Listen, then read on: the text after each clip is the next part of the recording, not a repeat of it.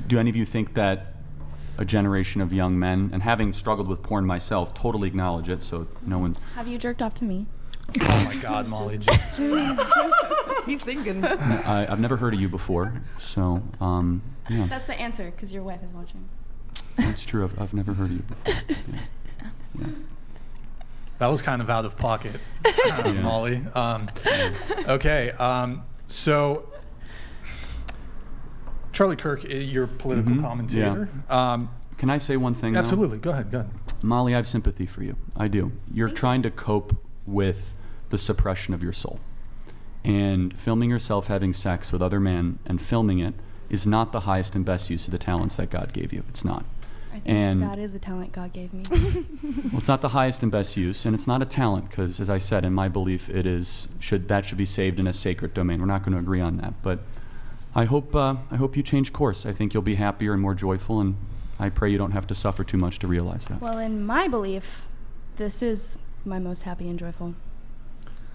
So if Molly made like a huge pivot and started doing politics, would you support her political like runs and bids? It's not a matter of politics. I mean, I want what's best for all of you here, and I don't think filming yourself having sex with men is the highest and best use of your talents. In fact, I think it personally has done a lot of damage to a lot of young men.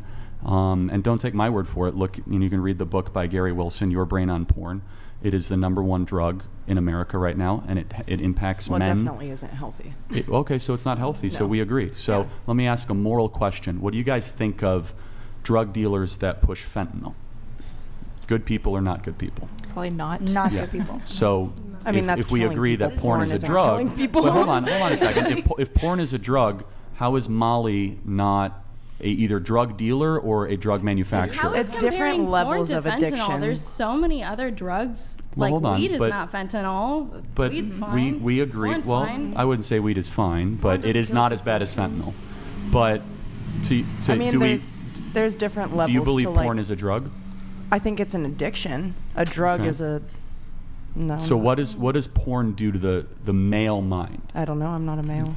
Okay, yeah, it is the same biochemical release as cocaine. It's almost identical. In fact, it's even more powerful at times. Not to mention the damage it does to their relationships and how it has to rewire their brain. That goes without saying. But I don't really see the comparison with like fentanyl and porn though, because fentanyl actually kills people and is highly addictive. So I know right now currently like porn addiction is not recognized in the DSM-5 as a legitimate addiction. The only behavioral based addiction would be drug addiction, something like fentanyl or whatever. Every other type of addiction is something that's like that you can't, or sorry, not drug based, gambling. That's what it is. Gambling addiction is very real, but I don't believe porn addiction is.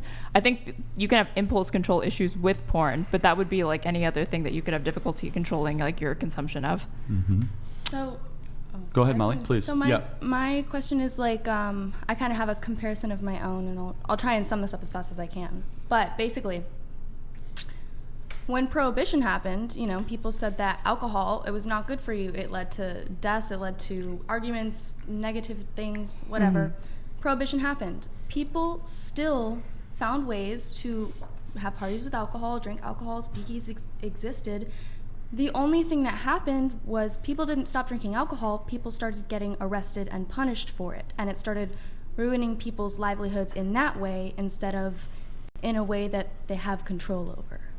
Meaning that they can stop the addiction by getting help at any time. So my question is, if you think porn is so bad, like an addiction like that, what's your solution? Because if you're going to get rid of it, it's still going to exist. Well, the first solution, I mean, can you at least agree, Molly, that minors shouldn't be viewing porn? 100%. Okay, good. So for a reason. Yeah. Well, the age verification's a little bit. Yeah. So let's talk about that. Utah and Texas passed laws that Pornhub sued that made it more robust. You had to actually provide an ID, and Pornhub didn't like that because they said it would limit their traffic. So would you all agree that if there was robust ID checking, that would, like 18, we can at least agree we could draw the line there? Yeah, I feel like that's the normal age. Okay, I'm glad to hear that. So on the other side, though, I mean, I think we have to acknowledge that the average American male spending anywhere between 45 minutes to 90 minutes on porn websites, it varies.